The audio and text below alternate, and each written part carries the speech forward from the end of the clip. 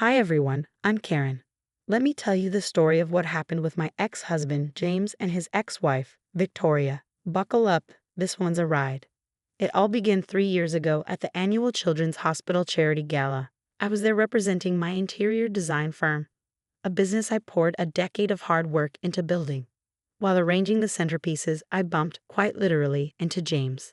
He was tall, charming, and wearing a bow tie that was just slightly askew. "These tables look amazing," he said, adjusting his tie with a sheepish grin. "I'm on the hospital board, and I've never seen the gala look this elegant." We clicked instantly. James, a successful lawyer and divorcee, seemed genuinely captivated by my work. Our first date was the very next weekend, and before long, we were inseparable. "You're unlike anyone I've ever met," James would say, pulling me closer. "Victoria and I just grew apart, but with you, everything feels right." My sister, Sarah, wasn't so sure. "He talks about his ex a lot," she pointed out over coffee one day. "Are you sure he's moved on?" I brushed her off with a laugh. "You worry too much. They've been divorced for 2 years. It's ancient history." 18 months later, James proposed during a romantic weekend in the Hamptons. Everything about him seemed perfect, too perfect, in hindsight. We had a small, intimate wedding, though I couldn't ignore his brother Michael's odd behavior whenever Victoria's name came up at the reception. "It's just old family drama," James assured me. Michael and Victoria never got along. Life carried on.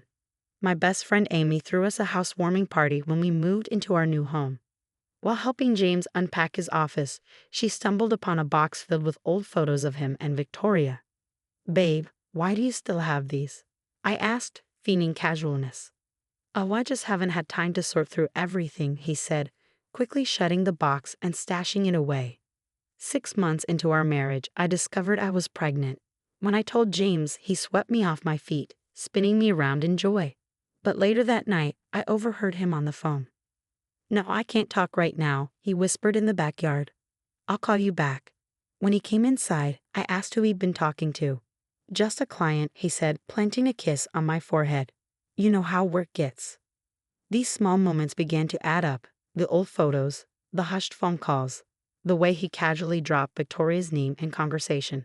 But I pushed my doubts aside. My life seemed picture perfect. A thriving career, a loving husband, and a baby on the way. Marriage is about trust, Emmy reminded me during one of our brunches, but it's also about instincts. "Are you sure everything's okay?" I forced a smile, resting a hand on my growing belly. "Everything's perfect," I said, even as unease gnawed at me. If only I'd listened to my gut. As my pregnancy progressed, Victoria started showing up everywhere. At first, it was coincidental, chance encounters at local coffee shops or community events. But then she seemed to be at every social gathering, always through mutual friends I didn't even know we had. "Victoria is just amazing with event planning," our neighbor gushed one afternoon. "She's organizing the most beautiful baby shower for you." I nearly choked on my tea. "I'm sorry, what?" "James didn't tell you?" "He asked Victoria to plan everything. He said you'd be thrilled." That evening, I confronted James. "Why would you let her plan my baby shower without even asking me?" "Honey, you've been so busy with work and the pregnancy," he said, trying to soothe me. "Victoria offered, and she's really good at this sort of thing. Just give her a chance." The baby shower was a disaster. Victoria had commandeered my mother's house, turning it into something that looked like a Pinterest board gone horribly wrong. She played hostess, recounting stories about James that always seemed to revolve around their time together. Remember when we planned our future children's names?" Victoria laughed, casually brushing James's arm. "You always loved the name Victoria Jr." The room fell uncomfortably silent. My sister, Sarah, shot them a sharp glance, her eyes narrowing as she took in their interactions. "James, could you help me in the kitchen?" Victoria called out every 15 minutes, as if it were her party. Each time they returned, they seemed more animated, whispering private jokes and exchanging meaningful glances. "Time for the thank you speech," Victoria announced near the end. "James insisted you'd want to properly thank everyone, especially your wonderful planner." James gently but firmly nudged me toward the center of the room. "Go on, honey. Tell everyone how grateful you are for Victoria's help." Humiliated, I stood in front of my family and friends, forcing a smile. "Thank you, Victoria, for everything." I managed, holding back tears. The following week, Amy showed up at my office, her face pale and serious. "Karen, I need to tell you something," she began. "I seen Victoria at James' office building 3 times this week. They were having lunch in his private office." "Maybe it's about the shower," I suggested weakly, grasping at straws. "The shower's over," Amy said flatly. "Sarah called next. I've been going through your shared credit card statements like you asked," she said, her tone grim. "There are charges for Tiffany's, high-end restaurants, and hotel bars. Places I know you've never been." "Hotel bars?" I asked, my voice trembling. "The Waldorf, the Plaza, during business hours, when he claims he's in court," Sarah explained. James' excuses were growing more elaborate by the day. Late-night client meetings, weekend conferences, emergency consultations. One Friday, he announced he needed to fly to Boston for a case. That same evening, my doctor's office called. "Mrs. Thompson, we need to reschedule your husband's genetic counseling appointment since he missed today's." "What appointment?" "The one scheduled for 2 p.m. today. We called his office, but they said he was out of town." Panic set in. I checked his location using our shared phone plan. He wasn't in Boston, he was at the Plaza. That night, I lay in bed, 7 months pregnant, listening to James whisper on the phone in the backyard. Through the crack in the window, I heard him say, "I miss you too. We'll figure something out. I promise." The life I thought was perfect was unraveling, thread by thread. Sarah and Amy came over while James was at another meeting. We spread documents across the dining room table, bank statements, phone records, anything we could find. "Look at these email login attempts on your shared iPad," Amy said, pointing to the screen. "They're to an account you don't know about." After some digging, we cracked into James' old email account. My hands shook as I scrolled through hundreds of messages between him and Victoria, dating back to the beginning of our relationship. "I miss holding you at night," read one from just last week. "Playing house with her is killing me," James had written. "Just a little longer, baby. Once the baby comes, we'll figure out how to be together properly," Victoria had replied. My stomach lurched. Sarah gripped my hand. "There's more, isn't there?" Amy was already on the phone. "Michael, we need to talk. Now." James's brother arrived an hour later, looking nervous. I handed him a cup of coffee. "Tell me the truth, please." He cracked almost immediately. "They never separated, Karen. The divorce papers were drawn up but never filed. It was all staged. Victoria's business was failing, and they needed your money, your connections." "My what?" "Your client list, your reputation. James used your design firm's contacts to funnel money into Victoria's event planning business. They've been partners the whole time." "Partners in what way?" I whispered, my voice barely audible. "Both ways.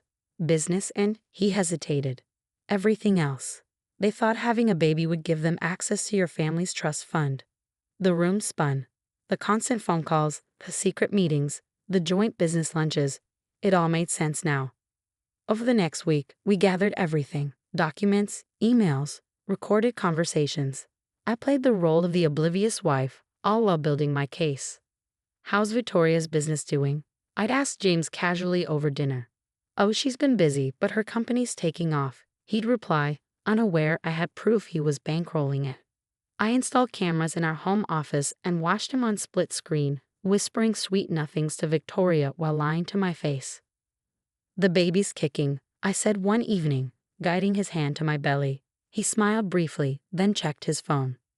"Victoria says hi," he said absently, freezing as the words left his mouth.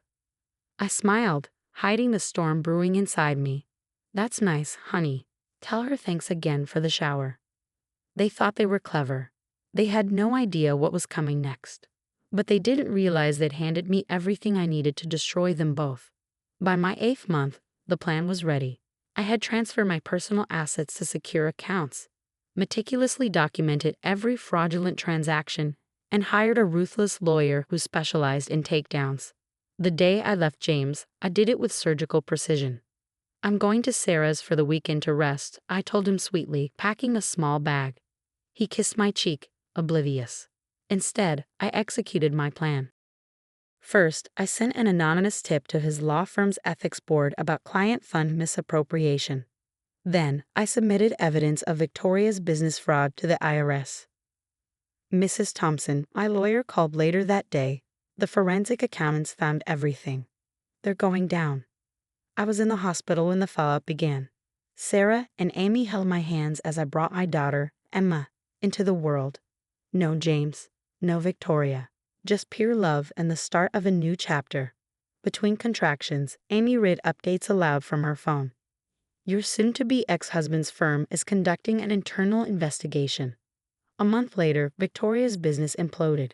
Turns out she'd been cooking the books for years. James drained his accounts trying to save her, but it was too late.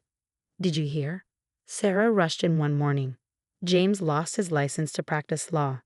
The firm uncovered decades of ethical violations. I focused on rebuilding. My design firm flourished. Turns out clients appreciate honest business practices. Meanwhile, I watched from afar as James and Victoria's house of cards crumbled.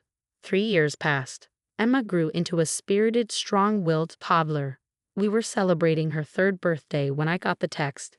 James has filed for bankruptcy. Mommy, more cake. Emma squealed, her face covered in frosting. That's when James showed up, uninvited. He looked terrible, no more expensive suits or slicked back hair. His voice trembled. Karen, please. I've lost everything. Victoria's facing jail time for tax fraud. I was wrong. You and Emma are my real family. I glanced at Emma, happily playing with her Aunt Sarah, and then at Amy, who'd stood by me through everything. My business was thriving. My life was peaceful. No, James, I said, my voice steady. You didn't lose everything. You threw it away. The difference matters. But I've changed, he pleaded. Victoria's ruined me. I realize now. Stop. I held up my hand. You're not here because you love us. You're here because you lost your backup plan. The answer is no.